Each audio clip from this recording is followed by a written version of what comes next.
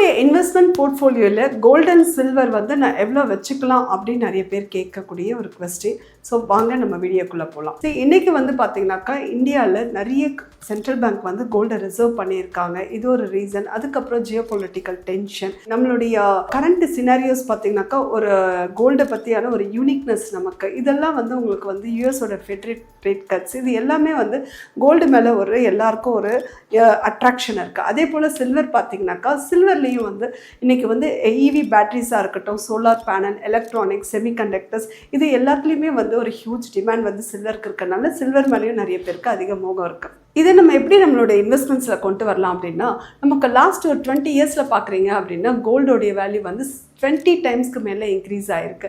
And சில்வருடைய value வந்து மோர் தென் 12 டைம்ஸ்க்கு மேலே increase ஆகிருக்கு. So even despite of the volatility and அந்த டைவர்சிஃபிகேஷன்ஸ் உங்களுக்கு தேவை அப்படின்னும் போது உங்களுடைய investments and equity and debt போர்ட்ஃபோலியோவில் உங்களுடைய ட்ரெடிஷ்னலான ஒரு கோல்டு அண்ட் சில்வரையும் இடிஎஃபாக நீங்கள் வந்து ஆட் பண்ணிக்கிறதுனால உங்களுக்கு வந்து ஒரு அசட் அலோகேஷன்ஸ் ஒரு ஹியூஜ் டைவர்சிஃபிகேஷன்ஸில் இருக்கும். அதே போல் உங்களுடைய ட்ரெடிஷ்னல் இன்வெஸ்ட்மெண்ட்ஸும் இருக்கும் அண்ட் ஈக்விட்டி மார்க்கெட்லேயும் நீங்கள் கம்பைன் ஆகிருப்பீங்க. இந்த மாதிரி உங்களுடைய போர்ட்ஃபோலியோ செட் பண்ணிக்கிட்டிங்கன்னா எந்த வாலட்டிலிட்டியும் சரி இல்லை ட்ரெடிஷ்னலான இன்வெஸ்ட்மெண்ட்ஸு ரெண்டுத்தையும் நீங்கள் மெர்ஜ் பண்ணி உங்கள் வெல்த் கிரியேட் ஆகிறது நீங்கள் பார்க்கலாம்.